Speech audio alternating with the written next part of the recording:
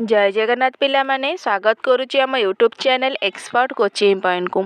आशा करुच्ची समस्त exam preparation ठीक ठाक चली तो आज आम OSTET एग्जाम रो pedagogy class pedagogy question discussion करवा।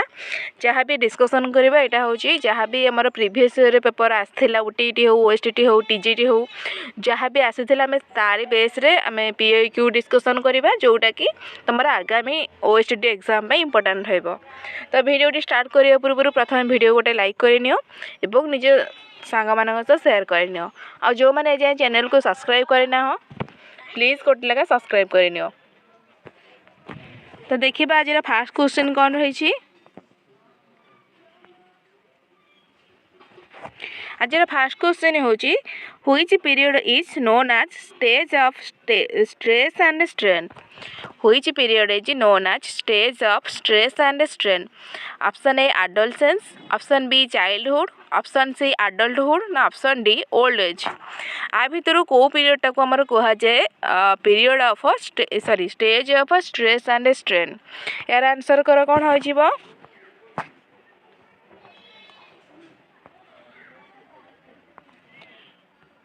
तो सबुदिन पर जमीती कही आमे मॉक टेस्ट आकार रे तो मॉक टेस्ट आकार रे ही दब जमीती कि 1 ରୁ 50 जाए नंबर देखिकी मु आंसर कहया पूर्व निजे प्रथम लिखिब एवं जार ठीक माने जार ठीक हम ठीक चिन्ह देव और भूल थे भूल चिन्ह देव जहाद्वारा कि निजक निजे टेस्ट कर तुम माने केते डेवलपमेंट होइछि। तो देख कौन हो stage of stress sorry stage of stress and strain रा पीरियड आमर क्या कह जाउछि आंसर होछि एडोलसेंस पीरियड को। ऑप्शन नंबर कौन हो a stage of stress and strain. तो नेक्स्ट क्वेश्चन देखबा एटा OTET एग्जाम रे आसीथिला। तो नेक्स्ट क्वेश्चन देख which of the following is not an example of emotion. Which of the following is not an example of emotion. आ भितर कोडा इमोशन रे एग्जांपल नुह। ऑप्शन ए एंगर ना ऑप्शन बी फियर ना ऑप्शन सी फिजिकल एक्टिविटी ना option D love. आ भितर कोडा गोटे एग्जांपल हमर नुह सॉरी इमोशन रो। तो इमोशन रो नुह माने एटा कोन सोटे फिजिकल एक्टिविटी को बुझौथुबो। तो देखो ऑप्शन भितर कोडा फिजिकल एक्टिविटी को बुझौची।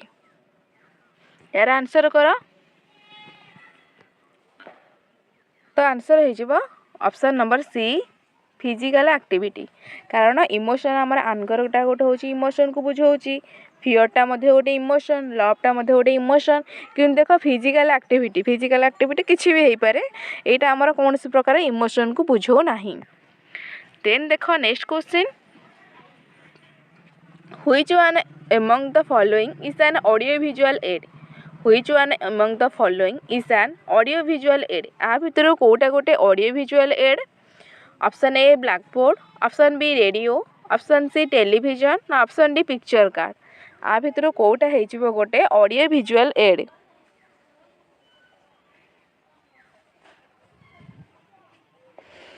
ऑडियो विजुअल माने कौन जो थे आम बहुत शुणी पारुथिबा एवं कौन करबा देखि पारुथिबा।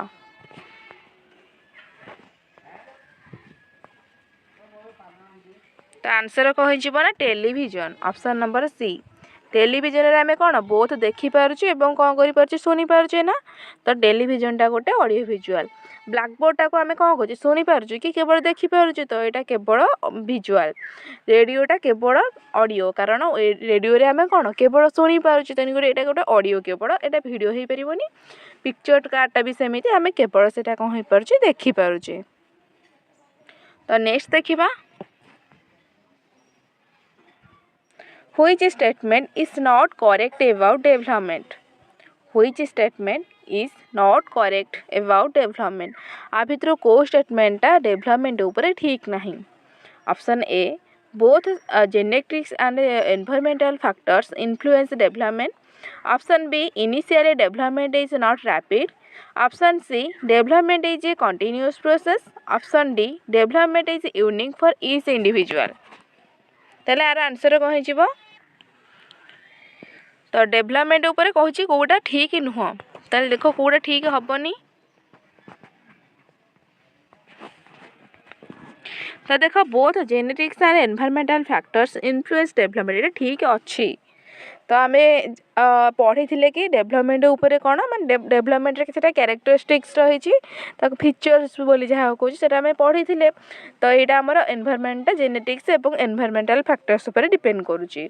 नेक्स्ट देख डेभलपमेंट इज कंटिन्यूअस प्रोसेस यहाँ आम जाने यहाँ गोटे माने कंटिन्यूअस प्रोसेस अर्थात यहाँ आमर लाइफ लॉन्ग प्रोसेस हूँ डेभलपमेंटा ग्रोथटा हूँ कौन माने पर्टिकुलर पीरियड जाए हुए किंतु ग्रोथटा लाइफ लॉन्ग बोली कही हेबनी किंतु डेभलपमेंटा हूँ life long process. Development is unique for each individual obviously development हूँ ईच इंडिविजुअल क्षेत्र में अलग अलग समस्त को सब इंडिविजुअल सामान कि इंडिविजुअल डिफरेन्स रही ना तो सेटा डेभलपमेंट हूँ आमर इंडिविजुअली कौन भ्यारी करे। तो देख इनिशियली डेभलपमेंट इज रैपिड यहाँ ही आंसर हेनी कारण इनिशियली डेभलपमेंट रैपिड हो जाए पर कमी जाए सेमी तो कहीबनी ना को केतेबेले डेभलपमेंट अधिक होची केतेबेले कम रोची सेटा आमे कहले इंडिविजुअल डिफरेन्स रही तेणुक प्रत्येक इंडिविजुअल क्षेत्र में डिफरेंट डिफरेंट होता है एमती आम कहीपर कि आमर डेभलपमेंटा केवल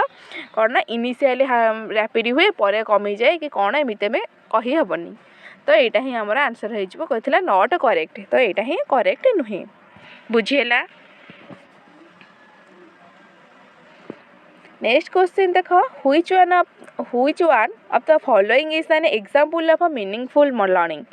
Which one of the following is an example of a meaningful learning? तो ऑप्शन देख remembering a poem by repeated practice ना option B repeating mathematical formula option C elaborating an idea option D imitating the teacher to draw a geometrical shape. यार answer कर मु answer कहया पूर्व निजे प्रथम answer कर। तो मीनिंगफुल लर्निंग अर्थ कौन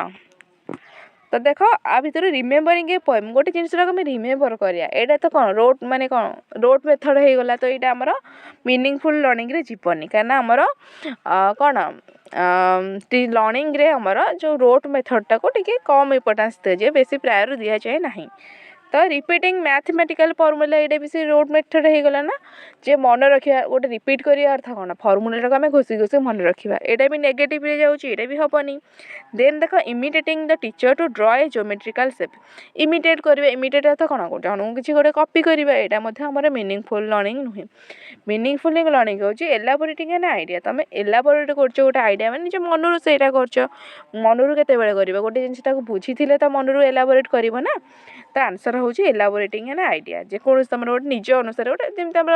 जानी सब स्कूल कॉलेज रे हुए आम डिबेट कंपटीशन हुए कि एसे कंपटीशन हुए अर्थात तुमको गोटे टॉपिक दिज्व तुम तापर कौन एलाबोरेट कर अर्थ कौन तुम तुम आइडिया एलाबोरेट कर ना किसी कॉपी कर कि निज आइडिया ही एलाबोरेट हुए तो क्रिएटिविटी बढ़ी थाए। तो नेक्स्ट क्वेश्चन देखिबा when a test measures what it intends to measure when a test measures what it intends to measure it says about dash of the test हम जिते बड़े गोटे टेस्टा कौच इंटेंस टू मेजर कौन major करने को अच्छी तो सहीटा आमर टेस्ट कौन हम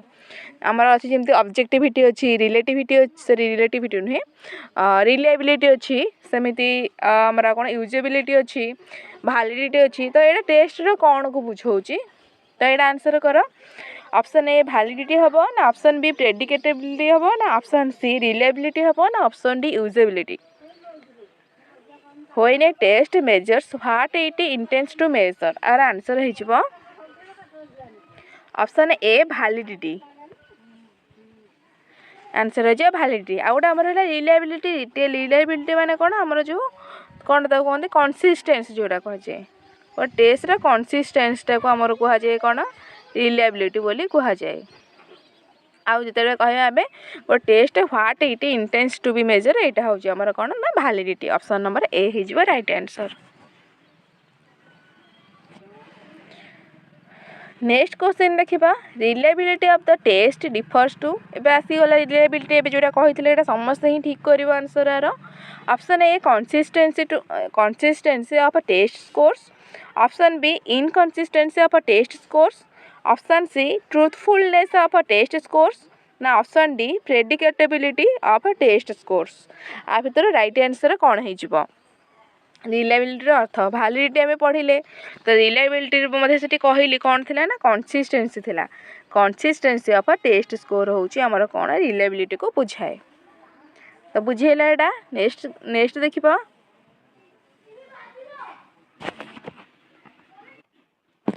नेक्स्ट क्वेश्चन देखो later childhood phase is related to which stage of a cognitive development later childhood phase is related to which stage of cognitive development option A sensory motor stage option B pre operational stage ना option C concrete operational stage ना option D formal operational stage later childhood टा हमर को phase रे आछी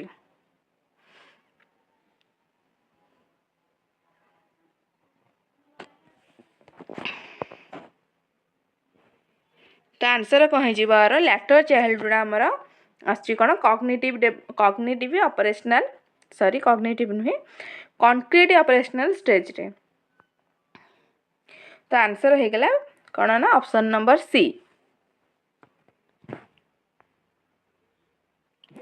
next question देख which of the following is assessed by an achievement test which of the following is N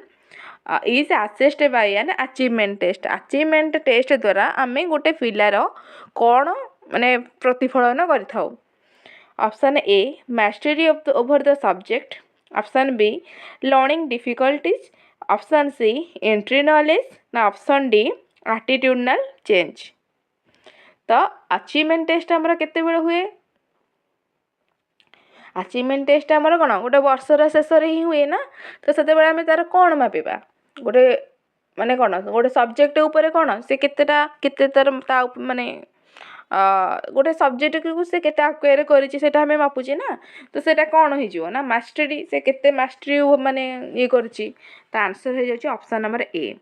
achievement test आमर जो कौन मापा जाए ना मास्टरी ओवर द सब्जेक्ट ऊपर से केते मास्टरी करिछि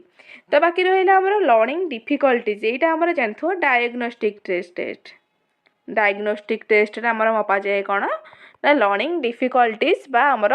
गोटे पिलाटार वीकनेस स्ट्रेंथ ए सब जानिया पई हमर करा जाए कौन ना डायग्नोस्टिक टेस्ट देन देखो एंट्री नॉलेज गोटे पिलार एंट्री नॉलेज आम कौन माने टेस्ट कर थाउ ना हमर रहिला जो कौन तो कौन कहती जो पूर्व ज्ञान परीक्षा आम करिया तो कौन कहती से जो पूर्व ज्ञान परीक्षा करा जाए सेटा प्रीवियस नॉलेज जोटा कहूँ है प्रीवियस नॉलेज टेस्टा करा जाए सेमिति एटीट्यूडनल चेंज माने तार बिहेवियरल चेंज कौन होउछि सेटा मपा जाए तो नेक्स्ट देख सेमती आम अच्छे गोटे फॉर्मेटिव टेस्टा आमर कराए गोटे टॉपिक शेष में टॉपिक ड्यूरिंग द टॉपिक करा जाई पारे कोटा ना फॉर्मेटिव टेस्ट एटा गोटे हूँ कौन टीचर मेड टेस्ट किंतु अचीवमेंट टेस्टा गोटे कहीपर टीचर मेड नुह यहाँ हूँ कौन आमर गोटे टीचर मेड गोटे कौन स्टैंडर्डाइज टेस्ट अचीवमेंट टेस्टा हूँ मैं स्टैंडर्डाइज टेस्ट आउ बाकी रहा आम फॉर्मेटिव हो गला कि डायग्नोस्टिक ये सब हूँ आम teacher made test teacher made test आमर कौन रहा ना स्टैंडर्डाइज टेस्ट भितर डिफरेन्स तो जानी टीचर मेड माने कौन से रूल रेगुलेशन नथिबो टीचर ताका मन इच्छा इच्छा है तुमको कौन 10 मार्किया गोटे एसे लिखा कि इच्छा है मल्टीपल टेस्ट दब कि 2 मार्किया दब से टीचर मेड से रूल रेगुलेशन ना से मन इच्छा जहाँ इच्छा है से करेंगे कि स्टैंडर्डाइज टेस्ट सब कौन थाए ना रूल रेगुलेशन थाए ये जो आम पढ़ी वैलिडिटी रिलायबिलिटी यूजेबिलिटी ऑब्जेक्टिविटी सब किसी फॉलो करके आमर कौन कराए स्टैंडर्डाइज स्टैंडर्डाइज टेस्ट पे आमर जो थिला प्लानिंग करा जीवो प्रथमे प्लानिंग भितर आमर आसपरे ब्लू प्रिंट प्रिपरेशन हो सेमिति आमर कौन हो ना ताको एग्जीक्यूट करवा हो क्वेश्चन आमर जो फॉर्म माने केमिति टाइप रो क्वेश्चन बना जीवो मल्टीपल चॉइस कि जहाँ भी ऑब्जेक्टिव टाइप केते रहइबो कि लॉन्ग टाइप क्वेश्चन केते रहइबो या ऊपर हमर स्टैंडर्डाइज टेस्ट बेस करे आ स्टैंडर्डाइज टेस्ट सब बळे कोन एक्सपर्ट लोक मान ही बनै थांती तो एटा डिफरेंस टा मन रखिबो नेक्स्ट देखो Which of the following is an example of a pure learning? Which of the following is an example of a pure learning? यार आंसर कहली ना पूर्वटार हाँ एटा कही नेक्स्ट क्वेश्चन आसला कौन आमर प्योर लर्निंग रो एग्जांपल कोठी हिजिबो reading the book listening to the teacher option C doing assignment with the help of a teacher option D group discussion आ भितर कोटा हिजिबो आमर प्योर लर्निंग रो एग्जांपल हिजिबो तो आंसर कही ना ऑप्शन डी ग्रुप डिस्कशन हिजिबो आमर प्योर लर्निंग रो एग्जांपल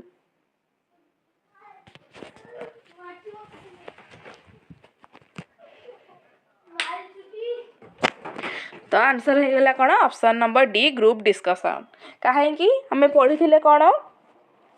ना रीडिंग द बुक टूटा यहाँ कौन गोटे बहीटा पढ़ा यहाँ कौन प्योर डिस्कशन कि रीडिंग द बुक माने तुम निजे गोटे बहीटा को पढ़ुच नेक्स्ट देख listening to the teacher lecture को शुणा अर्थात कौन यहाँ गोटे पैसिव लर्निंग ना ए स्टूडेंट मानकर किसी एक्टिव एंगेजमेंट रहिलानी किंतु ग्रुप डिस्कशन कौन ग्रुप डिस्कशन गोटे पिला जड़े कर कि ग्रुपटा तो अलरेडी बुझाऊँ आम किसी जन मिसिकी करवा तो यहाँ ग्रुप डिस्कशन आम प्योर लर्निंग रे जीव प्योर लर्निंग माने कौन प्योर अर्थ हूँ फ्रेंड्स अर्थात से सांग मान सहित जो डिस्कसनटा कै से हूँ प्योर लर्निंग तो ग्रुप डिस्कसन से सांग मान सहित ही कर टीचर सहित कर कि तो आंसर डी कौन है बुझीला तुम कह doing assignment with the help of a teacher यहाँ कहीं ना हम यहाँ हेनी कारण से टीचर किसी भूमिका न था प्योर टीचिंग रे प्योर अर्थ ही फ्रेंड्स तो फ्रेंड्स सर्कल से जहाँ डिस्कसन कर हूँ आमर प्योर टीचिंग तार टीचर कौन से प्रकार भूमिका न थाए नेक्स्ट क्वेश्चन देख In which stage does the child starts know about the performance of an object? Performance से परमानेंस होगा कथा परफॉर्मेंस नुहे एटा टिके काटी दियो एटा परफॉर्मेंस नुहे परमानेंस अर्थात स्थायित्व ओडिया रे कौन कहे स्थायित्व सी कहूँ कौ स्टेज रे गोटे चाइल्ड गोटे ऑब्जेक्टर स्थायित्व विषय जाने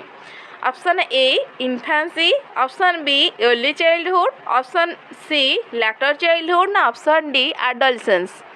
को पीरियड रे गोटे चाइल्ड ऑब्जेक्टर परमानेंस विषय जानी थाए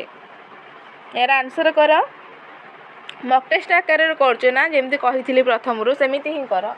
जो मैंने वीडियो को लाइक करना प्लीज गोटे लेखाएं लाइक करनी तो आपण मानक एग्जाम पाई एते परिश्रम करके वीडियो आणुचे तो आपण मानक गोटे आपण मानकर भी कुछ रेस्पॉन्सिबिलिटी रही ना जे वीडियो लाइक करवा कारण लाइक करिया को कौन प्रकार पैसा पड़ेनी तो आम फ्री रे एते कंटेंट जेहेतु प्रोवाइड करचे आपण मानकर भी एटा रेस्पॉन्सिबिलिटी ना तो देख आंसर कौन जीव कौ स्टेज रे हमर ऑब्जेक्ट परमानेंस आसता ना इन्फेंसी स्टेज रे ऑप्शन नंबर कौन जीव ए हम राइट आंसर इन्फेंसी स्टेज रे हमर गोटे पिलाटे ऑब्जेक्ट रो परमानेंस विषय जानी थाए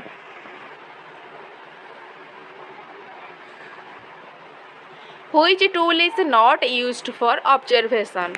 Which tool is not used for observation? Anecdotal record ना ऑप्शन बी रेटिंग स्केल ना ऑप्शन सी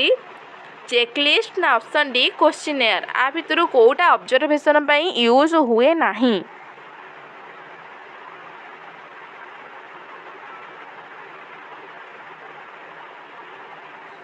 तो आंसर हो कौन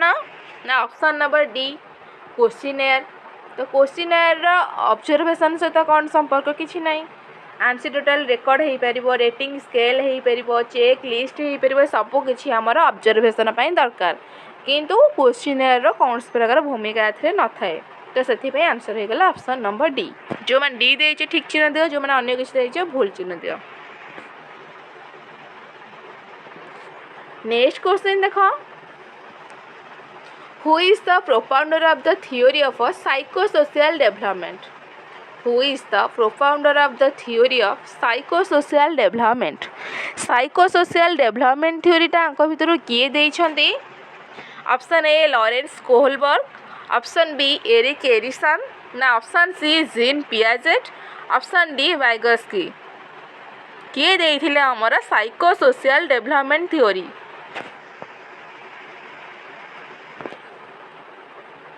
आंसर कौन जीव करार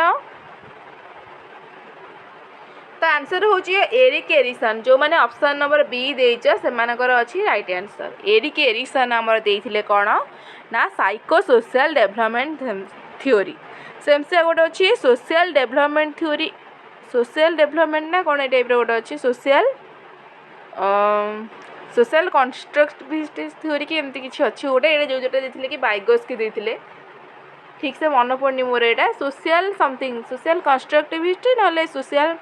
एमती गोटे कौ थ्योरी देते है वाइगस्की। देन देखिए नेक्स्ट क्वेश्चन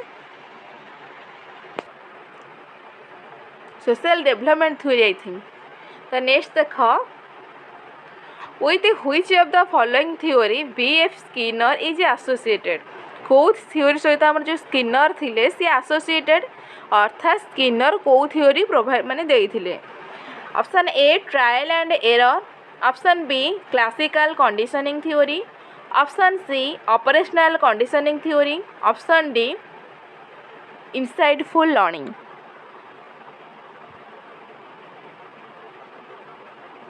तो स्किनर आमर होउछिंदी कहार ना operational conditioning theory. Option number C है राइट आंसर। स्किनर कौ थ्योरी देइथिले ना ऑपरेशनल कंडीशनिंग थ्योरी देइथिले किए स्किनर देइथिले। नेक्स्ट अन्य ऑप्शन गुड़ाक मध्य देखिनियो ट्रायल एंड एरर थ्योरी किए देइथिले कारण एग्जाम रे एटा पढ़ियो बोली माने नहीं जे बीएफ स्किनर कौन देइथिले हुए तो पचारि पारे आउ किछि ट्रायल एंड एरर थ्योरी के देइथिले कि क्लासिकल कंडीशनिंग थ्योरी किए देइथिले। जो मैंने तो बीएड मैंने कंटिन्यू करछे से माने सब विषय जानी थिबो कि जो मानकर टिके टच छाड़ी गलानी से मानन पई टिके प्रॉब्लम हो कारण थ्योरी गुरा माने अन्य सब किछि मन रखियाटा इजी क्लासरूम रे कोन कोन दरकार कोन कोन नाही ए सब तो समस्त करि परिबो हेले जो रहिला थ्योरी गुरा थ्योरी के मन रहइबो कि मानकर जणे 2 वर्ष होला छाड़ी गलानी तांगर पढ़ा टच तो सी थ्योरी गुरा केमते मन रखिथिबो। तो सेमानन पई होची देखो ट्रायल एंड एरर थ्योरी को किए देथिले ना हमर थॉर्नडाइक देथिले। थॉर्नडाइक लेखिनियो एथरे तो मुझे हाई लिखुची से फोकस करनी स्पेलिंग उपरे तमें तुम लेखिनियो जेहेतु स्पेस कम तो मु ओभर माने शॉर्टली लिखुची लेख ट्रायल एंड एरर थ्योरी देथिले कि थॉर्नडाइक। नेक्स्ट देख क्लासिकल कंडीशनिंग थ्योरी किए देथिले लेख पावलव। क्लासिकल कंडीशनिंग थ्योरी किए देथिले ना पावलव देथिले। नेक्स्ट देख इनसाइटफुल लर्निंग एटा देथिले हमर कोहलर। इनसाइटफुल लर्निंग रो किए थ्योरी देथिले कोहलर मन रहिला। ट्रायल एंड एरर थ्योरी देथिले हमर किए थॉर्नडाइक, क्लासिकल कंडीशनिंग थ्योरी देथिले हमर किए पावलव, देन हमर ऑपरेशनल कंडीशनिंग थ्योरी देथिले बीएफ स्किनर, ऑप्शन डी जो रहिला इनसाइटफुल लर्निंग देथिले किए कोहलर। आउट मते ऑपरेशनल कंडीशनिंग थ्योरी गोटे अन्य नाम अछि तो मोर से मन पड़ूनी नेक्स्ट क्लास रे मु डिस्कशन कला बेले सेटा कहीदेवी। तो जदि चाहो जो कमेंट सेक्शन में तुम गूगल सर्च करके मत जनाओ जो ऑपरेशनल कंडीशनिंग थ्योरी रो अन्य नाम कौन जो मैंने जानी कमेंट सेक्शन में मेंशन कर। नेक्स्ट क्वेश्चन देखो which of the following is the most appropriate co-curricular activities to promote creativity। Which of the following is the most appropriate co-curricular activities to promote creativity। गोटे creativity बढ़ाया पाई सबुठू माने appropriate co-curricular activity कौन। Option A story writing, option B newspaper reading, option C library reading ना option D cross and puzzle. आ भितर most appropriate choose career अछि। आदर तो एमि देखिया गले दीटा लागुची किंतु हबनी सेटा मोस्ट एप्रोप्रिएट जेहेतु कहछि हम गोटे ही चूज करिवार अछि।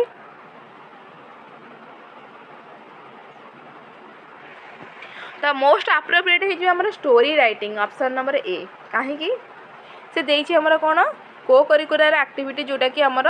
क्रिएटिविटी को प्रमोट करबो एटा गोटे मेंशन करते क्रिएटिविटी पूरा गला हेटी क्रिएटिविटी या भितर कोटा मु जोटा कहूली जे डबल माने दीटा लागुच तो यहाँ हो पारे क्रॉस एंड पजल यहाँ क्रिएटिविटी नुहे तुम गोटे पजल सॉल्व कर तुम कौन क्रिएटिविटी को दर्शाऊँ कि एटा तुम रीजनिंग पावर बा लॉजिकल थिंकिंग को दर्शाऊँ तुम लॉजिकल थिंकिंग टा केते स्ट्रांग सेटा को आमर दर्शेब क्रॉस एंड पजल किंतु तुम क्रिएटिविटी तुम सृजनशील केते तुम कौन कौन हाँ क्रिएटिव पावर केते तुम मन को केते ये करि परछ सेटा स्टोरी राइटिंग लिखे ही जना पड़िबो ना एसे टाइप माने जो एसे कि कौन स्टोरी किछि लिखिबो मन को तो सहीटा ही तुम क्रिएटिविटी को दर्शेब ना तो मोस्ट अप्रोप्रिएट आंसर है जो स्टोरी राइटिंग होची क्रिएटिविटी को दर्शाऊँ जदि देखा लॉजिकल थिंकिंग ताहले आस्ता आमर क्रॉस एंड पजल बुझेला। नेक्स्ट क्वेश्चन देख multiple intelligence theory was propounded by multiple intelligence थ्योरीटा किए देथिले ऑप्शन ए हावर्ड गार्डनर ना option B Alfred Binet option C Jean पियाजे ना ऑप्शन डी एल थ्रस्टोन आंक भितर किए देथिले मल्टीपल इंटेलिजेंस थ्योरी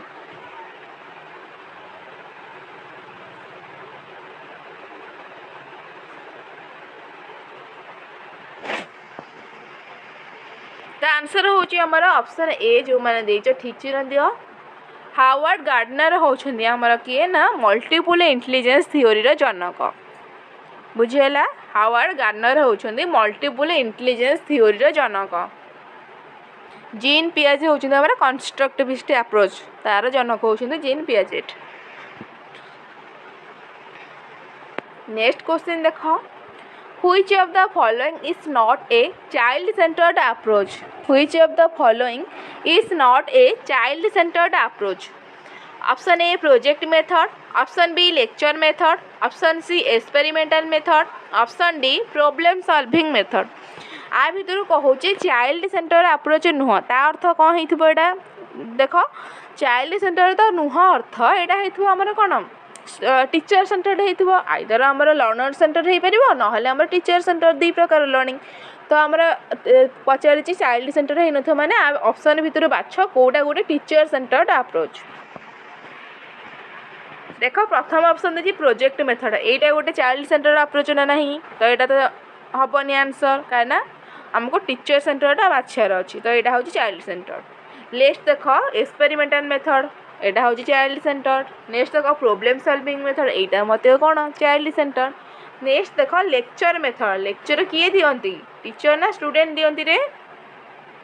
टीचर ही दियंती ना तो हमको पचारछि चाइल्ड सेंटर नुह अर्थ कौन कही टीचर कोटा करुथिबे टीचर कोटा करंती लेक्चर मेथड तो option number B right answer. Option टाको सब कौन एलिमिनेशन मेथडटा माने अप्लाई कर सब जे आम राइट आंसर जानी सेटा नुहे सबूर आम राइट आंसर केवे भी जानी न था आम कौन 100% ठीक कहीं जड़े कहीपर मु 100% ठीक बोली तो सेमती नुहे ना तो आमको ऑप्शन एलिमिनेशन मेथड मध्य बहुत माने काम आसे आम जानी ऑप्शन को काटी काटी आम कर तो नेक्स्ट देख which one among the following is A characteristics of creative thinking which one among following is A characteristics of creative thinking से कहूँ आ भितर गोटे क्रिएटिव थिंकिंग रो कैरेक्टरिस्टिक्स कौन हो पार ऑप्शन ए लॉजिकल थिंकिंग हो पार option B solving problems by arranging facts एटा हो पार ना ऑप्शन सी डाइवर्जेंट थिंकिंग हो पार ना ऑप्शन डी एनालिटिकल थिंकिंग ये चार्टा भितर कोटा गोटे कौन ना आमर क्रिएटिव थिंकिंग रो उदाहरण।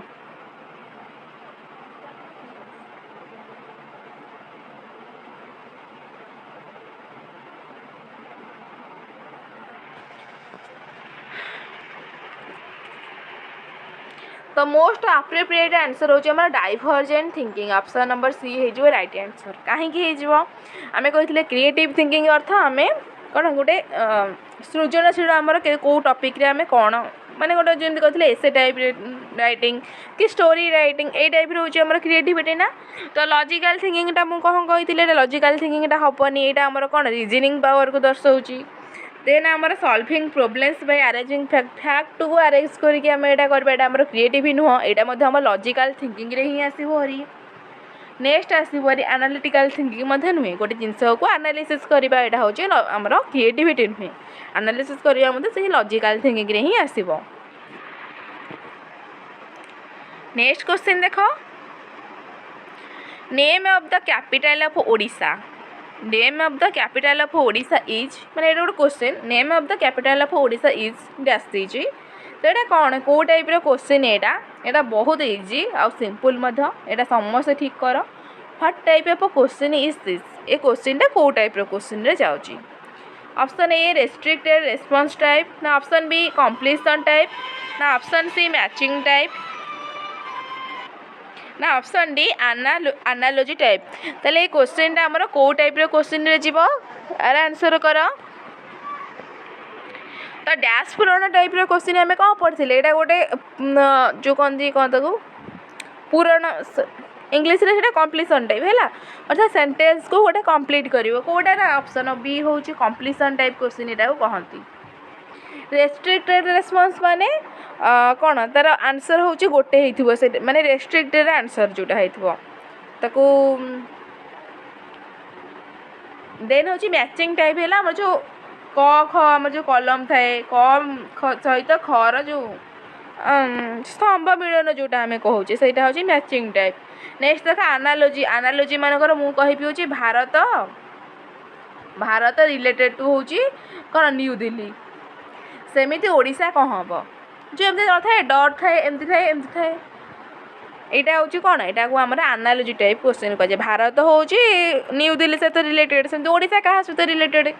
भुवनेश्वर सहित यहाँ हूँ आम analogy type question. Next question देख पेडागोजी बहुत इजी खाली टिके तुम जब अल्प भी पढ़ तुम माने कौन आराम से तुम क्वालिफाई कर पेडागोजी रे ही तुम यदि मार्क भिड़ देल आमर रहा ओडिया इंग्लीश से भिड़ देले भी आराम से सोशल साइंस को न पढ़ तो कहीहबनी कि पढ़ी जी गोटे परीक्षा को दबाक जाऊँ मैंने तो आम कहबेनि कि पढ़ी जाए पढ़ी जा कि तुम ये ही मार्क बुस्ट कर 50 मार्क जेहतु पकाऊँ तुम ये ही बुस्ट करदेव मार्क बुझी हो तो कहीं पेडागोजी आमर कौन स्कोर करवा बहुत इजी। नेक्स्ट क्वेश्चन देख which among the following is the best tool for assessing attitude and values in social science कोटा भीतर गोटे बेस्ट मेथड कौन करने ना आमर एटीट्यूड एवं वैल्यू को मापियापी सोशल साइंस रे। Option A written test option B rating scale option C map test option D objective test तो आंसर कौन हो सोशल साइंस रे कोटा बेस्ट मेथड आंसर है ऑप्शन नंबर बी रेटिंग स्केलटा हूँ आम सोशल साइंस रे बेस्ट गोटे टूल जोटा कि कौन मापिया attitude and values. Next question देख which of the following plays an important role in the development of moral values in a child which of the following plays an important role in the development of moral values in a child? Option A prayer assembly, option B proper socialization, option C intellect, now option D all options are correct. आ भितर कौन important role किए play करे गोटे child morale development को मापियापाई आम कही आमर जिते कोई पेडागोजी जहाँ भी आसब प्रायतः option all of the option जिते थी ना 95 केस आमर यहाँ ठीक हुए सब केस कहूनी 5% केस हुए से कहबी तो माने कौटी कौटी हुए कि ये देख सब तक पॉजिटिव थिंकिंग अच्छी ना आम मोराल वैल्यू कौचे प्रेयर असेंबली गोटे मोराल वैल्यू को बुझाऊँ प्रॉपर सोशलाइजेशन इंटेलेक्ट तो आंसर कौन हो यहाँ ऑप्शन नंबर डी जो मैंने डी देचे ठीक चिन्ह दियो।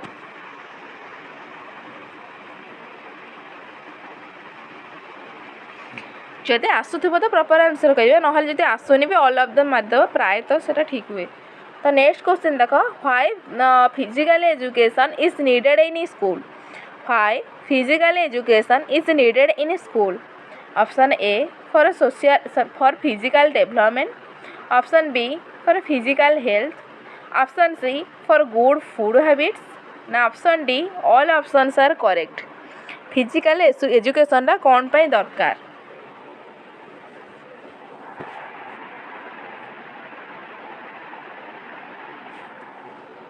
स्कूल रे हमर फिजिकल एजुकेशन कौन पाई दिया जाए?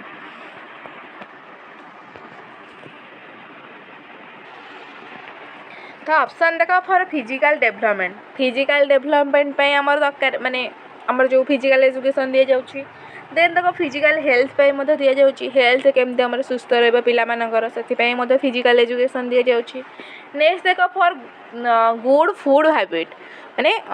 हमर जो कोन कहजे सुषम खाद्य मधे केमते कोन खिया जीवो कोन नाही, तो सेति पे मधे हमर फिजिकल एजुकेशन नीडेड।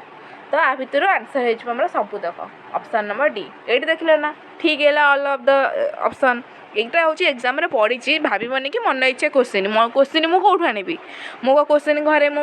बनाउची कि मु कोन बीएस ए जे मु निजे क्वेश्चन बनेबी नुहे ना। तो ए सब क्वेश्चन होची प्रीवियस ईयर पेपर जहाँ भी हेतिला कना प्राय तो हमर एग्जाम रे क्वेश्चन रिपीट हुए जहाँ भी ओटीटी हो ओएसटी टीजीटी तमे जो क्वेश्चन भी आड़े दियो तो देखियो प्राय क्वेश्चन रिपीट होई थाए सब तक प्रीवियस ईयर पेपर 2016 कि 22 जहाँ भी होता है से बेसीस रे ही आम क्लास करुचे। तो निहाती भाव में क्वेश्चन तुम ओएसटीटी देखा पाइब कि रिपीट हो जदि भी किसी क्वेश्चन एग्जाम न होती जो एनालिसिस करते रिलेटेड ना तो एनालिसिस आसता है बहुत टाइप क्वेश्चन जमीक आम पढ़ले गोटे जनकर मनकर थ्योरी पढ़ले आम ट्रायल एंड एरर देते थंडाई आम तादे रिपीट माने ऑप्शन गुराक एनालिसिस कले अन्य थ्योरी गुराक किए किए देते तो से सब आम एग्जाम मुख्य माने कौन इम्पोर्टाट रोल प्ले करुच्ची। तो निहाती भाव में वीडियो को संपूर्ण भाव देखु एवं वीडियो को स्किप करूँ ना मझिरू स्किप देर हुए तो माने गोटे क्वेश्चन आंसर तुम चल जाइए। तो देख नेक्स्ट क्वेश्चन देखा which of the following principles of development is an incorrect one. Which of the following principles of development is an incorrect one. आ भितर कोटा कहूँ incorrect. Option A there are individual differences in development. Option B development is a result of a coincidence. ना option C it is a continuous process. ना it is a predictable. आ भितर कहूँ incorrect one Kota.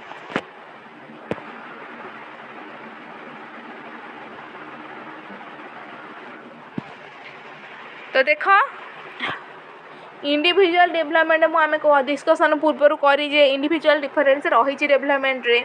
Then ये continuous process development हो गोटे continuous process अर्थात life long process. Then it is predictable किंतु जो रहा डेवलपमेंट इज कोइंसिडेंट। एटा कौन कोइंसिडेंट हुए कि डेवलपमेंटा कोइंसिडेंट नुहे ना एटा गोटे रेगुलर एक्शन कोइंसिडेंट केमती हो पार। तो बीटा हूँ right answer. In which stage the physical growth is rapid? In which stage the physical growth is rapid? हमरो को स्टेज रे फिजिकल ग्रोथ रैपिड बा माने द्रुत होई थाए। Option A infancy, option B early childhood, option C adolescence, option D school age. Physical growth भितर को समय रे अधिक होई थाए तो आर आंसर कर कहि जिवो।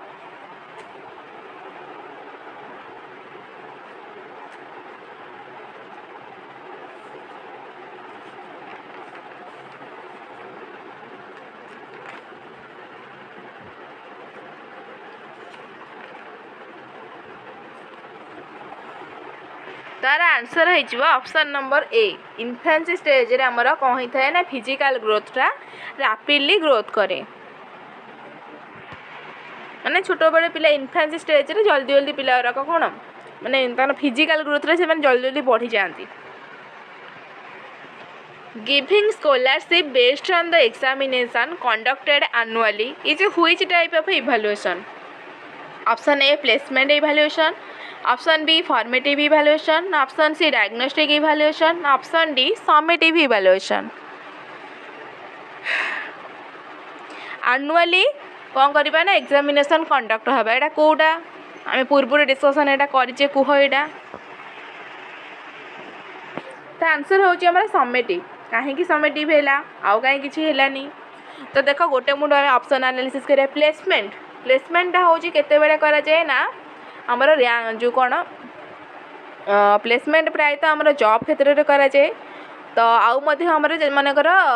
गोटे पिलाटे मनकर प्रथम द्वितीय से किसी पढ़ी तार कि एज है कौन माने बहुत एज माने एजटा तार हूँ 6th क्लास पढ़ला बड़ा एज तो ताकू के प्रथम बसिया ना 6th बसिया हम तो सही आमर प्लेसमेंट गोटे टेस्ट कराए कि आमर कौन कराए ना तार ये हिसाब से एज हिसाब से आमको 6th क्लास बसिया पड़े तो सहीटा हूँ प्लेसमेंट टेस्ट सेमती हूँ फॉर्मेटिवटा आम कही during the teaching during the learning समय जोटे आमर टेस्टा कराए मनकर गोटे टॉपिक टीचर पढ़े से समय से जो टेस्टा कले से हूँ आमर फॉर्मेटिव कहे गठनात्मक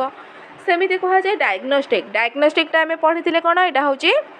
गोटे पिलार वीकनेस आ स्ट्रेंथ जानापी टीचर जो एग्जामटा करती से हूँ आमर कौन डायग्नोस्टिक टेस्ट एटा है आ समेटिकटा हूँ आमर आनुआली कराए आनुआली आमर प्रायतः यहाँ कौन पाई ना यहाँ आमर जो रैंक आ ग्रेड ओरिएंटेड आमर आनुआल टेस्ट ही कराए पिलार मास्टरी ओवर द सब्जेक्ट जानापी बुझेगा। नेक्स्ट क्वेश्चन देख in which of the following skill testing of previous knowledge comes कही भितर आम कौ टेस्ट अप्लाई करवा जो कि आमर प्रीवियस नॉलेजटा आसो option A skill of demonstration option B skill of introduction option C skill of stimulus variation option D skill of recalling आ भितर कौ टेस्ट आमर प्रीवियस नॉलेजटा जना पड़े यार आंसर कर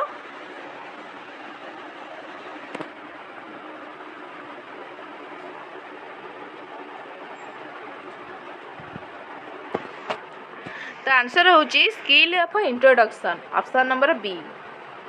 ताहले आमर जो थाए पूर्व ज्ञान परीक्षा बा इंग्लिश रे कहूँ प्रीवियस नॉलेज टेस्ट बोली तो सहीटा आमर केतेबेले करा जाए ना इंट्रोडक्शन स्टेज रे ही करा जाए आमर जानि आमर जो रहिला 5 हो जाऊ कि आमर ट्रेडिशनल मेथड हो पढ़ेबार जो येटा तो से आमर गोटे अच्छी एनगेज एक्सप्लोर यही सब स्टेज गुराक जो अच्छी एनगेज स्टेज पिला मानू प्रसंगाभिमुखी करने टीचर कौन करती ना पूर्व ज्ञान संबलित किसी प्रश्न पचारती आइदर सी तुम जदि नुआ कर विषय स्टार्ट कर हुए तो सी किसी से विषय रिलेटेड किसी क्वेश्चन करके एनगेज करें कि जदि विषय से पढ़े देते सेकेंड क्लास नौ से विषय ताहले पूर्व क्लास रे जहाँ जहाँ पढ़े से से क्वेश्चन पचारि पारे पिला मानू प्रसंग अभिमुखे माने प्रसंग रे उपनीत होगापाई तो सहीटा को आमर कहुच्छी कौन ना प्रीवियस नॉलेज टेस्ट सेटा आमर केतेबेले करा जीवो ना टीचर जेतेबेले इंट्रोडक्शन देती से ही समय ही आमर कराए एटा समस्त जो मैंने बीएड कर जानिथिबो एटा इंट्रोडक्शन स्टेज रे ही आमर कराए प्रीवियस नॉलेज टेस्ट। तो नेक्स्ट क्वेश्चन देखिबा नेक्स्ट क्वेश्चन होची in which of the following stage marks the involvement of children in their peer groups in which of the following stage marks the involvement of children in their peer groups option A adulthood option B childhood option C adolescence option D early childhood आ भितर कौ stage रे पिला माने तांकर peer groups मान सहित रहिबा को पसंद करती तो आंसर कौन बार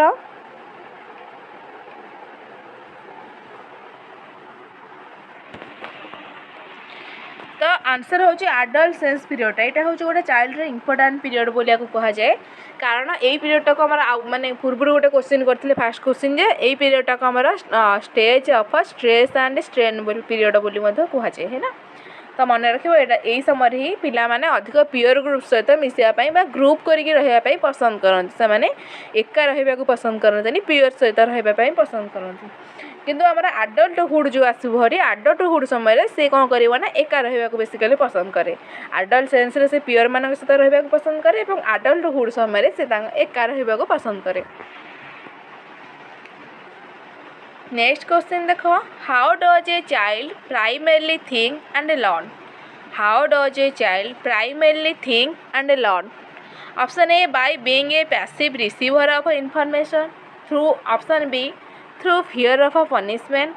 option C through own activity in their world including social interaction. Option D, by forming stimulus response association. ତ କେତେବେଳେ ସିଏ ପ୍ରାଇମେରଲି ମାନେ ନିଜେ ମାନେ ଭାବେ ଏବଂ ପଢ଼ିବା ପାଇଁ ତାର ମାନେ ନିଜରୁ ଗୋଟେ ଓନ୍ ଇଣ୍ଟରେଷ୍ଟ କ୍ରିଏଟ୍ ହୁଏ। କେତେବେଳେ ହେବ ଯେତେବେଳେ ସେ ପ୍ୟାସିଭଲି ଶୁଣିବ ସେତେବେଳେ ହେବ। ପ୍ୟାସିଭଲି ଶୁଣିଲେ ତ କ୍ଲାସ୍ରେ ଜାଣିଥିବ ନିଦ ଲାଗେ। ତୁମେ ନିଜେ ଯେତେବେଳେ ବି ଚାଇଲ୍ଡ ଥିବ ମନେ ପକାଅ, ଯେ ତୁମେ ପଢ଼ୁଥିବ କିଛି ଗୋଟେ ପଢ଼ା ହେଲା ହିଷ୍ଟ୍ରି ଜୋଗ୍ରାଫି କି ଓଡ଼ିଆ ପଢ଼ା ହେଲା ପ୍ରାୟ ସବୁ ପିଲା ଶୋଇପଡ଼ୁଥିବ। ମାନେ ଯେଉଁମାନେ ପଛରେ ବସନ୍ତି ପ୍ରାୟତଃ ଶୋଇପଡ଼ନ୍ତି। ମୋର ବି ମୁଁ ପଢ଼ିଲା ବେଳେ ବି ସେୟା କରେ। ମୋତେ ବୋର୍ ଲାଗେ କ'ଣ କରେ ନା ପ୍ୟାସିଭଲି ଶୁଣି ଶୁଣି ନିଦ ଲାଗେ। ତ ଆଉ ଗୋଟେ ଆସୁଛି ଥ୍ରୋ ଫିଅର୍ ଅଫ୍ ପନିସମେଣ୍ଟ। ଏଇଟା ହେଉଛି ପନିସମେଣ୍ଟଟା ଆମେ ଗୋଟେ ଭୟରେ ପାଠ ପଢ଼ିବା। ଭୟରେ ପାଠ ପଢ଼ିଲେ ସେଇଟା କେବେ କ'ଣ ଲଙ୍ଗ୍ ଲାଷ୍ଟିଂ କି ନୁହେଁ। ଆମେ କ'ଣ ଆମ ମନରେ ଗୋଟେ ଭୟ ରହିଲା ନା ଏଇ ପାଠଟା ଯଦି ମୁଁ ନ କରିବି ତାହେଲେ ଟିଚର୍ ମୋତେ କ'ଣ ପନିସମେଣ୍ଟ ଦେବେ। ଆମେ ଭୟରେ ପାଠ ପଢ଼ିଲେ ସେଇଟାକୁ କ'ଣ ପନିସମେଣ୍ଟ ନ ପାଇବା ପାଇଁ ସେଇଟାକୁ ମନେ ରଖିଲେ ତ ସେଇଟା କେବେ କ'ଣ ଲଙ୍ଗ୍ ଲାଷ୍ଟିଂ ନୁହଁ। କିନ୍ତୁ ଆଉ ଗୋଟେ ରହିଲା କ'ଣ ଷ୍ଟିମୁଲସ୍ ରେସ୍ପନ୍ସ ଆସୋସିଏସନ୍। ଏହା ସହିତ ମଧ୍ୟ ଆମର ପରମାନେନ୍ସ ମାନେ କ'ଣ ପ୍ରାଇମେରୀଲି ଏଇଟା ନୁହଁ। ଆମେ ପଢ଼ିବା ପାଇଁ ଏତେ ଇଣ୍ଟରେଷ୍ଟ ନେଇନଥାଉ। ବାକି ରହିଲା ଆମର ଯେଉଁ through own activity in the world including social interaction. ଯେତେବେଳେ ଆମେ ନିଜେ ଆକ୍ଟିଭିଟି କରିକି କୌଣସି ଗୋଟେ ମାନେ ନିଜେ ମନେ ରଖୁ ତ ସେଇଟା ହେଉଛି ସୋସିଆଲ୍ ସହିତ ମାନେ କ'ଣ ତାକୁ କରିକି ରିଲେଟ୍ କରିକି ଗୋଟେ ଜିନିଷଟା ମନେ ରଖୁ। ସେଇଟା ଆମର କ'ଣ ନା ପରମାନେଣ୍ଟ ପାଇଁ ସେ ଜିନିଷଟା ମନେ ରହିଥାଏ। ତ ଆନ୍ସର୍ ହେଉଛି ଅପସନ୍ ନମ୍ବର ସି ହେଇଯିବ ରାଇଟ୍ ଆନ୍ସର୍। ସୋସିଆଲ୍ ଇଣ୍ଟରାକ୍ସନ୍ କରିକି ଆମେ ଯେତେବେଳେ ପାଠ ପଢ଼ିବା ସେଇଟା ହେଉଛି ଆମର ପରମାନେଣ୍ଟ। ତ ନେକ୍ସଟ କ୍ୱେଶ୍ଚିନ୍ ଦେଖ, which of the following does not promote meaningful learning among the students? Which of the following does not promote meaningful learning among the students? Option A, exploration. Option B, passive observation. Option C, interaction. ना option D, metacognition. तो आ भितर कोउथिरे हमर माने कोटा हमर meaningful learning को कोटा बुझौनी पचारिछि हैला। तो देख ऑप्शन ए देछि एक्सप्लोरेशन। गोटे जिनिस को एक्सप्लोर करबा एटा होछि हमर पिलाटी निजे करिथाय। तो एटा होछि जोटा पिला निजे करे सेटा होछि हमर मीनिंगफुल लर्निंग। तो एटा मध्ये होबे मीनिंगफुल लर्निंग। पैसिव ऑब्जर्वेशन एटा ही हबनी, एटा होछि हमर कोन ऑप्शन नंबर बी। बाकी रहला देख मेटा कॉग्निशन द्वारा हेई थाए इंटरैक्शन कले मध्ये पिलाटा कोन निजे करिथाय। तो सेटा होछि मध्ये मीनिंगफुल लर्निंग। किंतु पैसिवली सुनिबा एने जिंदे क्लास रे कहली टीचर तांगर पढौछंती पिलाटी पछरे बसी खाली पैसिवली सुनुथो एटा मीनिंगफुल लर्निंग केमथिला से तो खाली सुनिला बसिगिरी त निजर किछि एक्टिव एंगेजमेंट ही रहिलानी। तो एटा होछि हमर आंसर सेत पे हे गला पैसिव ऑब्जर्वेशन। एटा होछि टीचर सेंटर्ड क्लास रो लक्षण। आउ ऑप्शन जहा अछि एटा होछि गोटा चाइल्ड सेंटर्ड क्लास रो लक्षण बुझिहेला। तो आमर पेडागोजीटा साधारणतः आमर ऑप्शन को एमती चूज करिबो तो जोटा कि आमर राइट आंसर आमर कोन जदि नट पचारि सेटा टीचर सेंटर्ड हेइथो जदि राइट माने पचारिथो कोटा ठीक अछि सेटा प्राय तो आमर चाइल्ड सेंटर्ड हेइथो। तो एटा गुडी मुंडे रखी करिवो आराम से तमे त किछि न जानिथो भी एतिकी ही मुंडे रखिले तमे गोटे स्टूडेंट हिसाब रे से जगह रे रहिबो। तो कोटा ठीक कोटा भूल तम बेले तम माने कर तमे गोटे स्टूडेंट अछो तम पई कोटा ठीक हेबो सेटा ही भाबी कले सेटा आंसर प्राय तो ठीक ही थाए। नेक्स्ट क्वेश्चन देखो, learning objective means learning objective रो अर्थ कोन? Option A intended learning outcomes, ना ऑप्शन बी लर्निंग एक्सपीरियंस, ना option C concise outcomes, option D academic achievement. Learning रो मुख्य ऑब्जेक्टिव कोन? जो माने करछ एकेडमिक अचीवमेंट से मानकर कंप्लीट भूल। आमे कौन माने जानिछे ना हमर रहिला वर्ष को जो हमर हुए एनुअल पर एग्जाम हुए सेटा हमर कोन सर्टिफिकेट दे जे समस्त हबो। तो हां हम तो सर्टिफिकेट ही पाई ही पढुचे कि सेटा लर्निंग रो एटा मुख्य लक्ष्य माने मुख्य ऑब्जेक्टिव एटा नुह। आमे सर्टिफिकेट पाई पढुचे सत किंतु एटा लर्निंग रो मुख्य माने लर्निंग एटा कहूनी जे सर्टिफिकेट ओरिएंटेड पाठ पढा बोली। तो मुख्य तार कह जो इंटेंडेड लर्निंग आउटकम्स तमे लर्निंग आउटकम्स तमरो कोन हला सेटा होची हमर मुख्य लर्निंग रो जो मुख्य ऑब्जेक्टिव होची intended learning outcomes. Concise outcomes न कॉन्साइज माने समरी आकार रे ब्रीफली गोटे माने समरी आकार रे मन रखिबा। तो सेटा सारांश जोटा कहूँ सारांशटा कोन अल्प आकार रे आमे सेटा कवर करले तो सेटा ही लर्निंग रो ऑब्जेक्टिव नुह। लर्निंग एक्सपीरियंस भी किछिटा हेई परिबो किंतु बेसी हेई परिबो हमर इंटेंडेड लर्निंग आउटकम्स एटा होची हमर माने मोस्ट अप्रोप्रिएट आंसर हो है लर्निंग एक्सपीरियंस हो पार कि अप्रोप्रिएट आमको कह गले ऑप्शन एटा हम ना बीटा भी हवा कथा किंतु एटा ही एग्जाम माने राइट आंसर ऑप्शन ए देथिला मो मत भी लर्निंग एक्सपीरियंसटा भी हो पार ना लर्निंग एक्सपीरियंस सहित कौन पिलाटी कौन एक्सपीरियंस गेन कला सेटा भी हो पार तो एग्जाम रे जहाँ आंसर देथिला बीएससी आम तो सेटा को ही मानिकी चलिबा आंसर से देथिला option A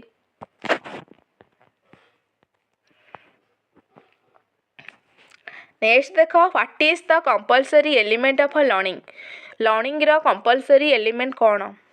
option A ability to read option B bright mind option C tendency to know option D none of the above आ भीतर कहूँ कंपलसरी एलिमेंट माने लर्निंग रो कंपलसरी एलिमेंट कौन हो पारिबो आंसर कौन हो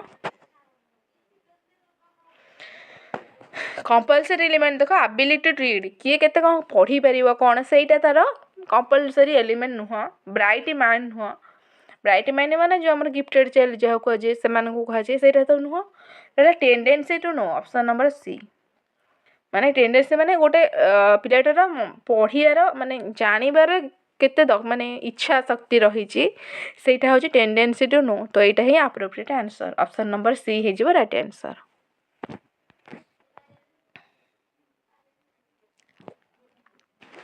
नेक्स्ट क्वेश्चन देख essential component of learning is learning रो एसेंशियल कंपोनेंट कौन option A experience option B objectives ना ऑप्शन सी मैच्योरेशन ना option D teaching essential learning रो एसेंशियल कंपोनेंट कौन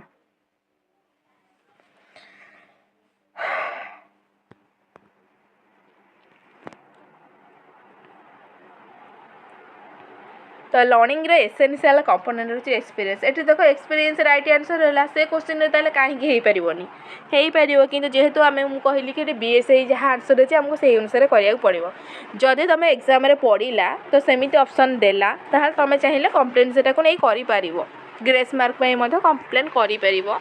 कना एक्सपीरियंसटा मध्ये हमर गोटे लर्निंग रो कोन मुख्य गोटे ऑब्जेक्टिव मध्ये हेई परिबो हैला मुख्य कंपोनेंट सेटा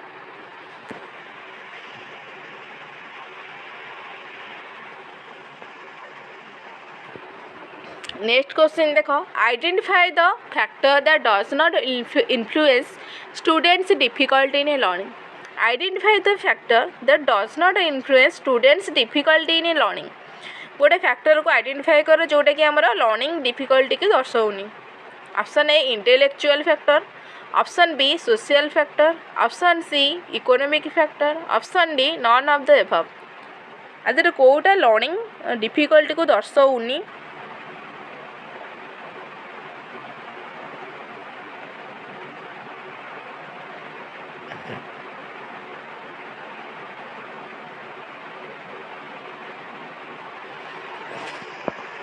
तो देख मोस्ट अप्रोप्रिएट आंसर हो इकोनॉमिक फैक्टर केमी हो इकोनॉमिक फैक्टर में गोटे पिलाटा पाठ पढ़ो तार इकोनॉमिक पैसा पत्र तार कौन लेना देना अच्छी पैसा पत्र सहित किसी ना गवर्नमेंट तो जानी फ्री कंपलसरी एजुकेशन समस्त कर तो सी जहाँ भी हेल्ले पाठ पढ़ो किंतु अन्य गुड़ाक तो इंटेलेक्चुअल फैक्टर यहाँ लर्निंग डिफिकल्ट को गोटे स्टूडेंट दर्शेब जो तार माने कौन तार टे नॉलेज माने कौन कहते जो मैंने आमर टे वीकर माने पाठ पढ़ारे जो मैंने वीक अच्छा से क्षेत्र में यहाँ कौन लर्निंग डिफिकल्टी ना जो मैंने टे वीक अच्छा सेमती आम सोशल फैक्टर मानकर पीयर ग्रुप्स होगा माने सोसाइटी कम्युनिटी एगुड़िक आमर लर्निंग को अफेक्ट करती है तो बाकी रहा इकोनॉमिक सहित किसी आमर टंका पैसा सहित पाठर कौन संपर्क न थाए तो जहाँ पाखे टंका अच्छी से पढ़ो जहाँ पाखे ना सी भी पढ़ो जेहेतु जो आमर गवर्नमेंट कौन कर 6 ରୁ 14 वर्ष पर्यंत सब पिलांपाई फ्री एंड कंपलसरी एजुकेशन रही तो मोस्ट अप्रोप्रिएट आंसर हूँ इकोनॉमिक फैक्टर बुझेला नेक्स्ट क्वेश्चन देख what aspect should the teacher pay more attention at the time of writing on the blackboard गोटे टीचर जिते ब्लैकबोर्ड लिखुची किसी भी लिखुची पाठ तो से तार से क्या फोकस करिया दरकार करेक्ट स्पेलिंग ऊपर से फोकस करिवो ना ऑप्शन बी लेटर साइज ऊपर से फोकस करिवो ना ऑप्शन सी राइटिंग वे से को वे रे लिखु सेटा ऊपर फोकस करिवो ना option D all of the above सब ऊपर फोकस करिया दरकार। तो राइट आंसर होची ऑल ऑफ द एबव काहेंगी ना से जितरे लिखुची करेक्ट स्पेलिंग टे ठीक भूल अच्छी कारण तुम जानथिबो टीचर को गोटे स्टूडेंट रो मिरर बोली जान कुहाचे गोटे टीचर होची स्टूडेंट माने गोटे टीचर जदि कही देइछि आंब गछरे पणस फळे माने कहूँ छोट बेलू यदि गोटे मुंडरे पिलार मुंडे से सेव कला ना एमि तो कहतनी मैंने कहूँ एग्जांपल देवाकू तो जदि टीचर गोटे कही देइछि आंब गछरे पणस फळे से गोटे स्टूडेंट कौन भाव ना आम यहाँ टीचर कही आम गुरुजी कि गुरुमा यहाँ आमको कही जे यहाँ हूँ आंब गछरे पणस फड़े मैंने फड़ू सेटा को पूरा जो बेदर गार बोली माने निए प्राय तो देखि माने क्लास रे जहाँ पढ़ाई थाए मनकर गोटे पिलाटे शुणी पर जो घरे से डिस्कसन हुए यहाँ मो क्षेत्र में देखी तो सी घर लोक गोटे कथा कहते सी कि स्कूल आउ गोटे किसी शुणी तो सी सब पूरा स्कूल आम दीदी यहाँ कही मैंने यहाँ ठीक तुम जोटा कह भूल सी पूरा सेटा को ही जोर दे हुए कारण कौन कारण से स्कूल टीचर को सी कौन आदर्श पूरा भाभी नहीं से आम गुरु मैंने से जहाँ कहते ठीक से भूल कहले ठीक कहले ठीक से जहाँ भी कहले ठीक तो से गोटे टीचर ताले कौन गोटे टीचर गोटे एमती गोटे पर्सनालीटी जोटा कि आमर माने कौन गोटे स्टूडेंट उपर माने बहुत प्रभाव पकई थाए से फिजिकाली हो मेंटाली हो सबकि गोटे से कहते गोटे जहाँ भी हुआ गोटे टीचरटा सब आदर्शवादी हवा दरकार माने सबकि चरित्रटा कम्प्लीट मार्जित हवा दरकार जड़े जदि से भूलटा कर कौन ये किसी माने सेटा को धरा जीवन टीचर भूल कले सेटा को भारी माने क्रिटिसाइज करा जाए से कह कर ब्लैक बोर्ड रे गोटे टीचर लिखुची स्पेलिंग भूल ठीक देखा दरकार जदि मन गोटे टीचर गोटे स्पेलिंग भूल लिखिदे पिला से मन रखिला कहला आम गुरु आम दीदी कही कि आम गुरुमा कही माने यहाँ ही ठीक तो तुम जोटा कह सहीटा नुह तो सेमती ही मन रखिला तो तुम कर्तव्य कौन गोटे भूल पिलाटा को भूल शिक्षा दबा कि नुहे ना तो सेटा को टीचर टिके सब प्रति कौन नजर रखा दरकार। लेटर साइज भी पर ध्यान दबा दरकार कहीं कारण आमर क्लास रे आमर कौन हेटरजिनियस क्लास होता है तो कहार आखि खराब थी कौ मैंने पछरे बसुए ठीक से भिजिबल हो न तो एमती लेटर साइज लिखो जो सबू पिला भिजिबल हो पार नुई खाली आग पिला लिखे पछ पिलांर फोकस हो पार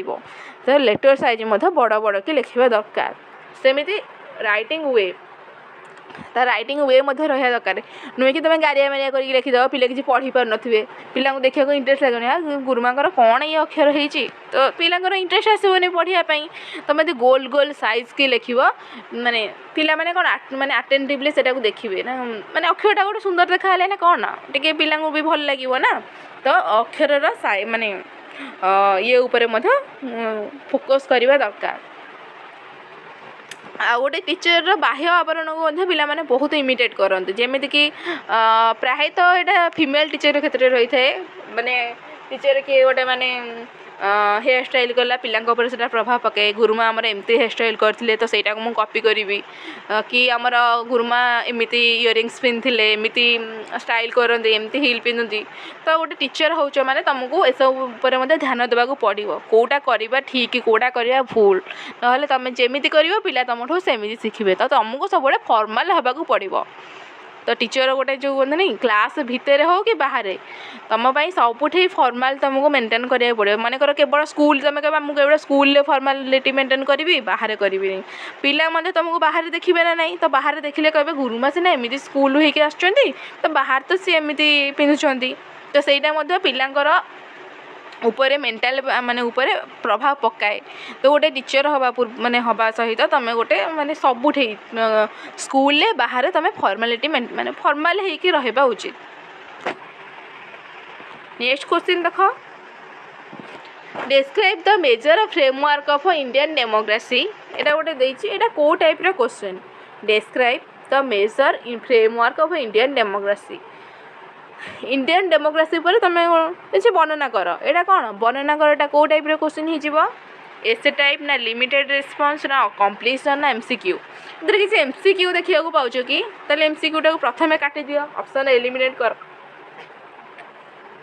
देन देखो लिमिटेड रेस्पॉन्स लिमिटेड कि मुझे तुम डिस्क्राइब कर तुम्हें मुझे कह मैंने बहुत 2 पेज किए कह मुझे 5 पेज लिखिदेवी किए कह 10 पेज लिखिदेवी तो लिमिटेड एटा केमती है लिमिटेड नुह ताले ऑप्शन टाक काट देन आसला कंप्लीशन एटा किसी कंप्लीट कहूँ कि एटा आसला आम डिस्क्राइब कर अर्थात वर्णना कर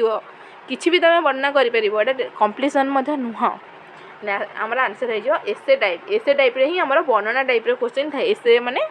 तो लॉन्ग क्वेश्चन टाइप आंसर रे एटा थाए है। नेक्स्ट क्वेश्चन देख which of the following factors has a least effect on learning आ भीतर कोटा कही लीस्ट इफेक्ट माने इफेक्ट यार लर्निंग ऊपर बेसी किछि नाही fatigue gender difference age illness जेटा बहुत इजी तो आंसर हो जेंडर डिफरेंस केमी एटा हो देख मनकर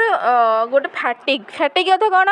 माने तुम थकी जाइछ एटा लर्निंग ऊपर प्रभाव पकेबनी तुम थकी जो दिन जाइथिबो किछि काम करथिबो कि कोडे गोटे बुलिया जाइछ पिकनिक रे कि भोजी करछ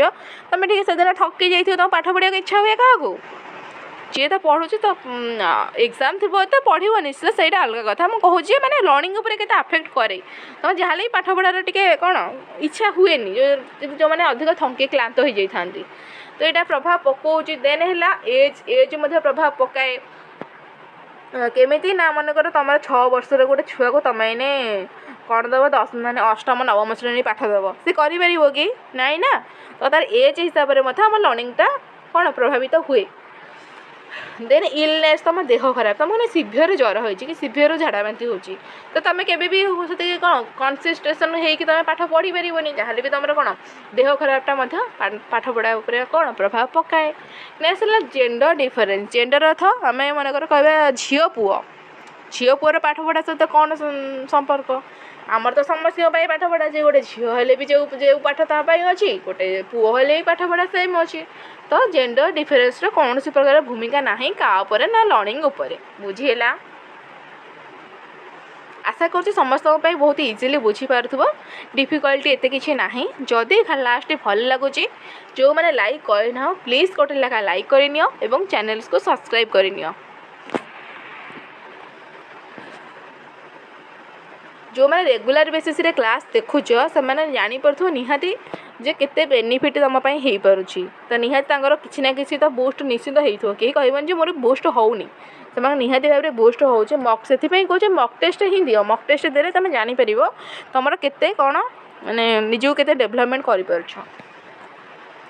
नेक्स्ट क्वेश्चन देख which of the following is not a cause of forgetting आ भीतर कहूँ कोटा गोटे कॉज नुहे माने हाँ कोटा कॉज नुहे फॉरगेटिंग मत कौन भूली जीवार कोटा गोटे मुख्य कारण नुहे option A self learning option B desire to remember option C mental conflict option D defective method of teaching not a cause तो देख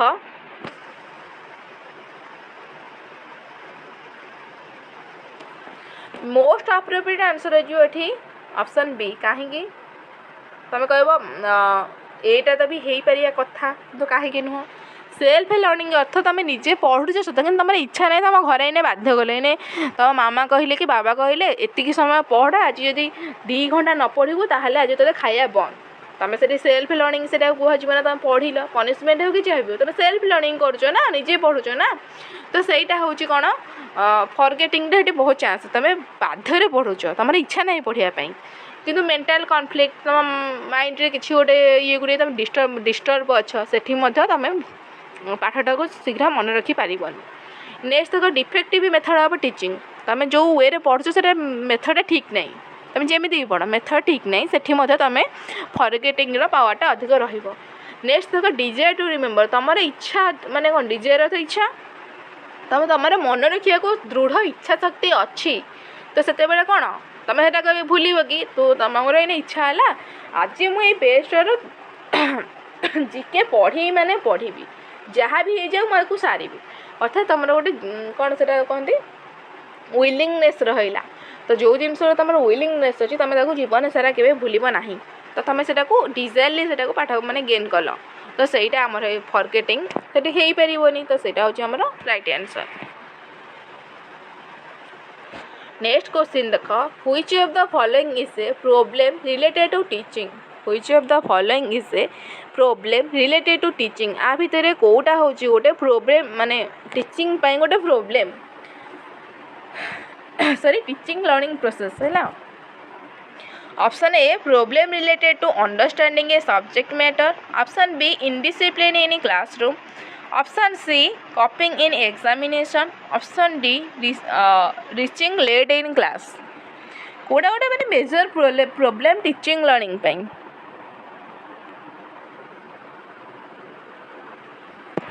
तो जब देखिए आम most appropriate answer major problem कौन problem related to understanding subject आम पाठ कथा लर्निंग कथा पढ़ुचे माने आमर एटा ही राइट आंसर हम कारण आम सब्जेक्ट उपर ही आमर केते कौन कौ प्रॉब्लम अच्छे कौन अच्छी ता रिलेटेड ही आम जाना तो से तो किसी डिफिकल्टी आसा लर्निंग गोटे मेजर प्रॉब्लम ना जड़े लेट्रे आसा कम्प्लीट लर्निंग सहित तार कौन प्रोब्लेम से तार गोटे कौन तार से पर्सनाल प्रोब्लेम ना लर्निंग प्रोब्लेम से नुहे तो जड़े कॉपी कर एग्जामिनेशन से लर्निंग प्रोब्लेम के पर्सनाल प्रोब्लेम रे जीवो इनडिसिप्लिन क्लासरूम यहाँ हूँ गोटे टीचर कौन रेस्पॉन्सिबिलिटी क्लास को डिसिप्लिन रखिबो कि डिसिप्लिन रखिबोनी सेटा गोटे टीचर रेस्पॉन्सिबिलिटी तो लर्निंग यहाँ हूँ मेजर प्रोब्लेम नुहे लर्निंग मेजर प्रोब्लेम हूँ तुम सब्जेक्ट कौन माने डिफेक्ट अच्छे माने अंडरस्टैंडिंग ऑफ सब्जेक्ट खाली सब्जेक्ट नुह सब्जेक्ट बुझेबारे कौन प्रोब्लेम रोचे सेटा हूँ डिफेक्ट। नेक्स्ट क्वेश्चन देख which of the following does not influence the quality and quantity of education which of the following does not influence the quality and quantity of learning option A social option B cultural option C physical ना option D none of the above आ भर कहूँ आमर learning को आमर बहुत quantity एवं quality रे कोटा इन्फ्लुएंस करू नाही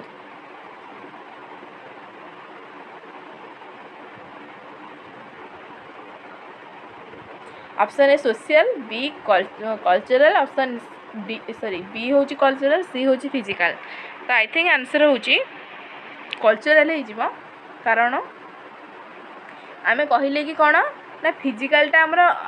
माने अफेक्ट करे जमीक आम देह खराब हो गला कि कौन हो गला से लर्निंग को अफेक्ट करुच्ची। नेक्स्ट तक सोशल सोशल आम पीयर ग्रुप हो गला कम्युनिटी हो गला सोसाइटी हो गला यहाँ आम लर्निंग को अफेक्ट करे बाकी रहा कल्चरल कल्चर सहित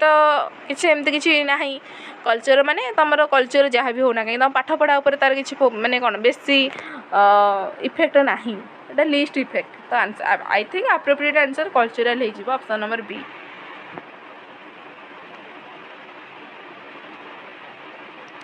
नेक्स्ट क्वेश्चन देख in the teaching learning process a language in the teaching learning process a language the text book is माने सॉरी माने कहूँ कि आम गोटे टीचिंग माने पढ़ेला बेले गोटे टेक्स्ट बुक माने गोटे बहीर भूमिका कौन तो सेटा ही से क्वेश्चन करछि एटा गोटे कौन द ओनली टूल ना option B one of the tool ना option C the tool for evaluation ना option D none of the above गोटे पढ़ेला बेले लैंग्वेज बही साहित्य कि इंग्लीश कौन गोटे पढ़ाऊे आम जानते लैंग्वेज बहीटा हूँ इंपोर्टाट माने बहीटा आम यूज करा जाए बाकी तो आम सोशल साइंस बहीर यूज माने टेक्स्ट बुक रे यूज एते नहीं जो जानी थो यहाँ तो कॉमन कथा नो लैंग्वेज दरकार तो लैंग्वेज गोटे टेक्स्ट बुकटा कौन ओनली टूल एटा ओनली टूल आम कहीपर केवल बही दरकार आउ किसी दरकार नहीं तो यहाँ नुह ना ओनली गोटे जिनस आसो मैंने से आग एलिमिनेशन कर भूल से कहीं आमर जहाँ भी लर्निंग रे ओनली केबे ठीक है न थाए तो देख तो टूल ऑफ इवैल्यूएशन यहाँ केवल आम इवैल्यूएशन यूज कराए एग्जाम हम खाता देखा यूज कराए आउ किसी तो यूज कराए बहीर तो यहाँ हूँ one of the tool option number B आमर पाठ पढ़ाई बहुत किसी रही लैंग्वेज लर्निंग जैसे TLM होगला कि अन्य किसी प्रोसेस होगला तो से आमर टेक्स्ट बुकटा हूँ वन ऑफ द टेक्स्ट बुकटा गोटे फैक्टर तो सेटा वन ऑफ द टूल ही हम ओनली टूल नुह कि टूल ऑफ इवैल्यूएशन नुह है। नेक्स्ट क्वेश्चन देख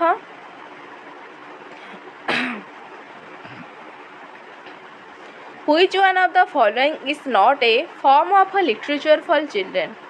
Which one of the following is not a form of a literature for children? Option A picture books, option B myths and legends, option C tales of heroes of a story, ना option D thesaurs. आ भितर कौन है जीव कहे कौटा गोटे literature नुहे literature आम picture book picture गुड़ाक देखिए जहाँ पर स्टोरी लिखाई से गोटे आमर यहाँ कौन लिटरेचर मिथ्स एंड लिजेंड्स मानकर आमर कौन कहते मिथ्स माने कौन आमर जो अच्छी जो पुराण शास्त्र कि कौन ये टाइप सब तो सेराक आमर लिटरेचर गोटे जीव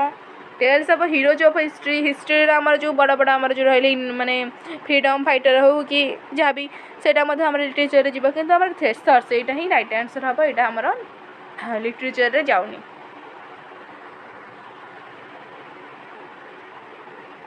नेक्स्ट क्वेश्चन देख which among the following is different from the characteristics of a good test which among the following is different from the characteristics of a good test गोटे गुड टेस्ट रो कोटा गोटे characteristic नुहे option A reliability option B validity option C aptitude option D objectivity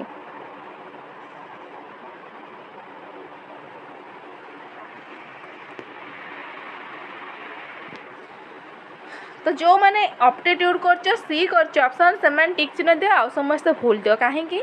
आम पढ़ते आम कौन पढ़ुचे यहाँ कर गोटे गुड टेस्ट कैरेक्टरिस्टिक कि कौटा नुहे अर्थात आम आ भर कैरेक्टरिस्टिक्स गोटे खोजा नुहे कि गोटे टेस्ट आ भर किए देख एप्टीट्यूडटा ये माने सेल्फ ही निजे ही गोटे टेस्ट एप्टीट्यूड टेस्ट बोली आम कहूचे ना तो यहाँ निजे ही जेहेतु गोटे टेस्ट है गोटे टेस्ट कैरेक्टरिस्टिक्स केमती हो पार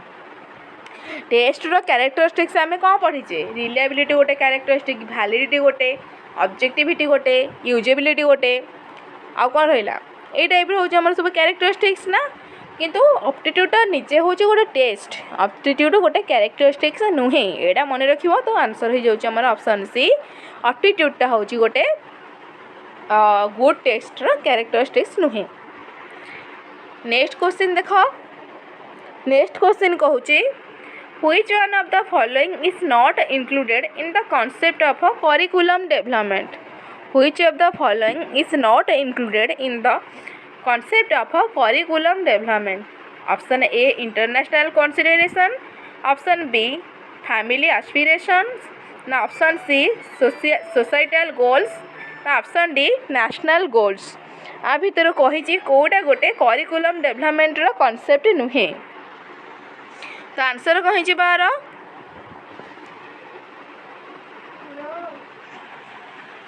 तो आंसर कही बार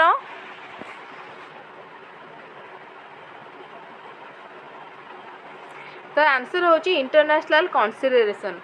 आमे आमे कहूँ करिकुलम डेभलपमेंट कौन आमर नेशनल लेवल हम ना तो इंटरनेशनल लेवल आम कहीं कथा उठेबा तो फैमिली एस्पिरेशन दरकार सोसाइटल गोल्स दरकार नेशनल जेहेतु आम इंडिया नेशनल गोल्स भी रहा दरकार कि इंटरनेशनल कन्सिडरेशन सहित यार किसी रिलेशन ना तो राइट आंसर हो ऑप्शन नंबर ए जो मैंने ए कर टिक चिन्ह दियो जो मैंने आउ किसी कर भूल चिन्ह दियो नेक्स्ट क्वेश्चन देख which among the following is suited for assessment of social skills which among the following is suited for assessment of social skills गोटे सोशल स्किल्स को आसेस करने कौटा गोटे आमर माने एप्रोप्रिएट मेथड चेकलिस्ट ना रेटिंग स्केल ना numerical scale ना rubrics answer कहीं बार कौटा बेस्ट सुइटेड कौटा हो पार तार राइट आंसर कर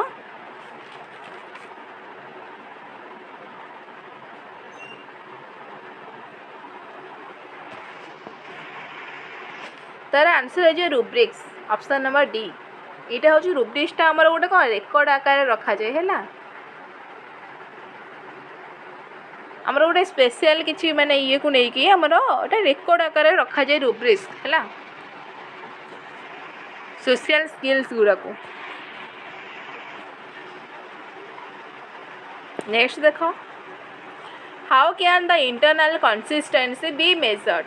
गोटे इंटरनल कंसिस्टेंसीटा आमर केमिति मपा जाए। Anecdotal record method, option B test retest method, option C split half method, option D none of the above. आमर इंटरनल कंसिस्टेंसी केमिति मपा जाए यार आंसर करो।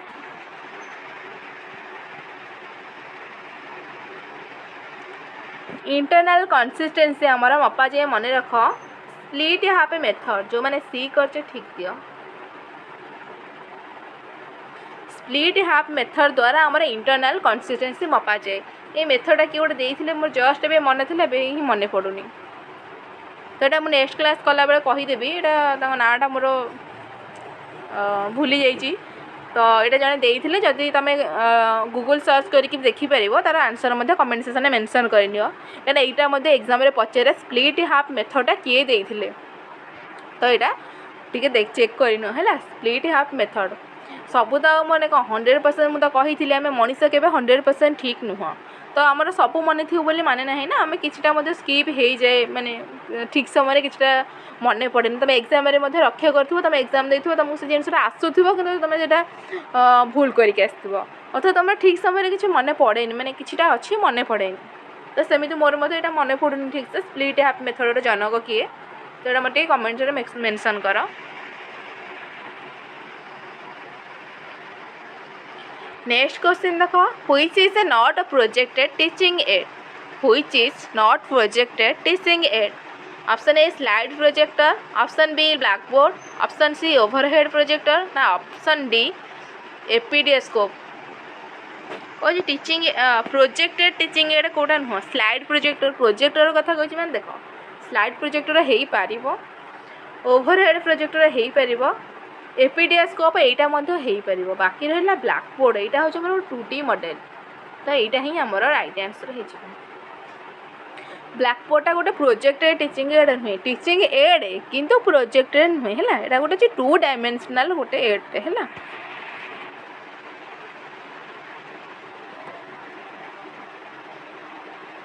आम टीएलएम गुराक जानी आम 2D थाए 3D थाए।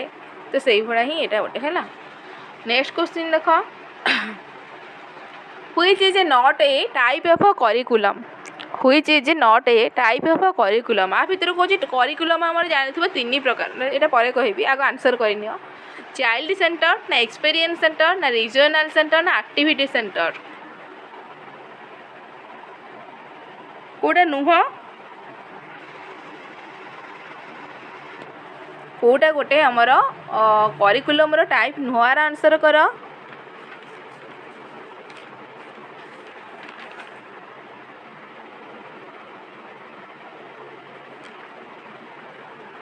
तो आंसर है regional centre option number C. जो मैंने कर ठीक आमर करिकुलमटा 3 प्रकार। गोटे हूँ चाइल्ड सेंटर गोटे, एक्टिविटी सेंटर गोटे, एक्सपीरियंस सेंटर गोटे। 3टा ही आमर करिकुलम टाइप। बाकी रहा जो रहा रीजनल सहित करिकुलम माने सेटा माने तार गोटे टाइप यहाँ नुहे है। 3 प्रकार करिकुलम टाइप मन रख चाइल्ड सेंटर, एक्टिविटी सेंटर आउ रहा एक्सपीरियंस सेंटर। नेक्स्ट क्वेश्चन देख, who said yoga is the identification of self and self with divinity बा डिवाइनिटी। तो एक कथा से कहे किए कही yoga is the identification of self with divinity. Option A R N. Tagore बा Rabindranath Tagore, option B Mahatma Gandhi, option C Shri Aurobindo, option D Patanjali. किए कही यहाँ कर यहाँ। तो यार आंसर प्राय पिला कर पतंजलि जोटा कि कम्प्लीटली भूल आंसर। आम पढ़ीजे माने योगार जनक होउछन्ति पतंजलि किंतु ये जो आसला डेफिनेशनटा yoga is the identification of a self and divinity ए डेफिनेशन सी दे ना। ताले मन क्वेश्चन आसो किए देइछन्ति आंसर होची श्री अरविंद। अरविंद डेफिनेशन देखो जो मानक डाउट होची एबे ही चेक कर गूगल रे मारिकी वेगा is the identification of a self with divinity ए डेफिनेशनटा किए देइछन्ती आंसर पाइजिबो एटा होची हमर श्री अरविंद ही देइछन्ती मु भी एटा भाबिथिली पतंजलि ही हेइथिबो देखला मु किंतु एटा चेक कले डाउट हैला तो आंसर होची श्री अरविंद एटा महात्मा गांधी कौन कही महात्मा गांधी कही आम ऑलराउंड डेवलपमेंट उपर से फोकस करते बुनियादी शिक्षा हो गला तारी ऊपर आमर फोकस करते कि महात्मा गांधी से कहते आमर जो कौन मोराल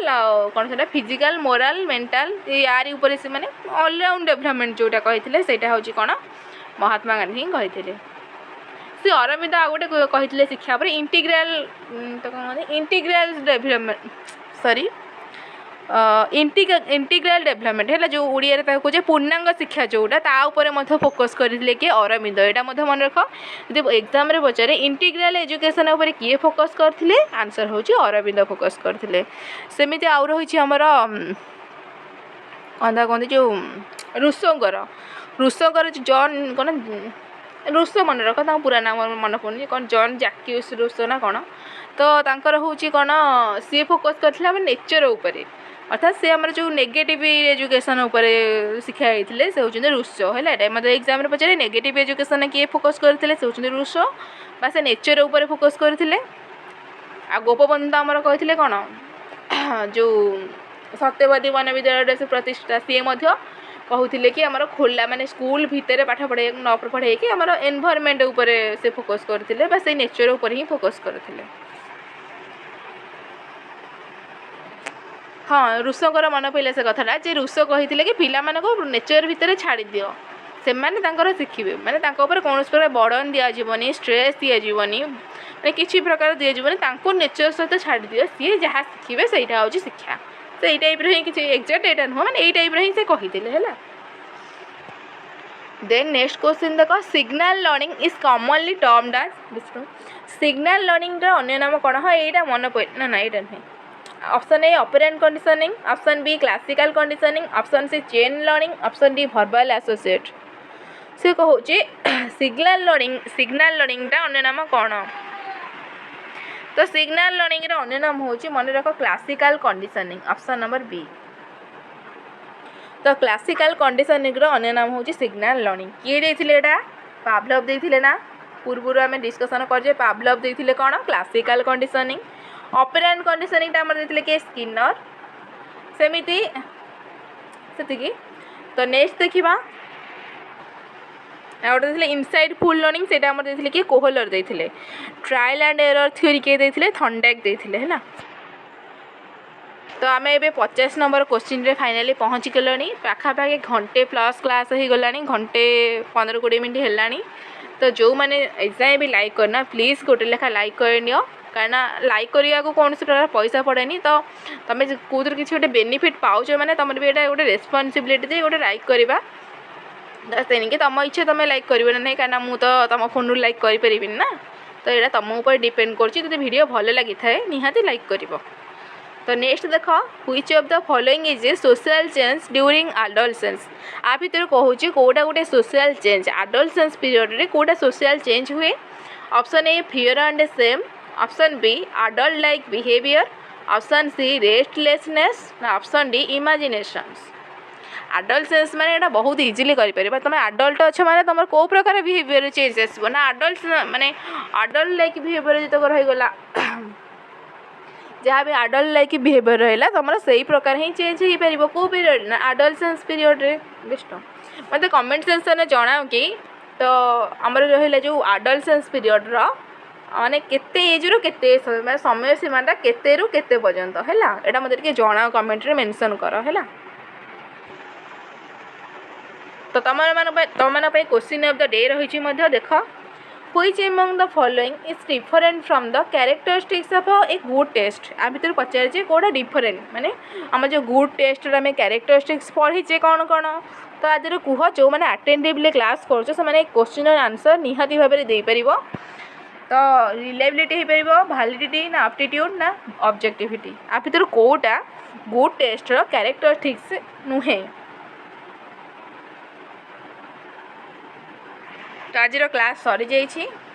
जो मैंने आर पीडीएफ पाइबा चाहते आम टेलीग्राम चैनल रही expert coaching point A join हो जातु सब class PDF A free of cost आमको आपण मानक मिल जाव तो ये ही जॉइन हो जातु आम Telegram channel expert coaching point रे। तो वीडियो जो मैंने संपूर्ण देखिए से बहुत बहुत धन्यवाद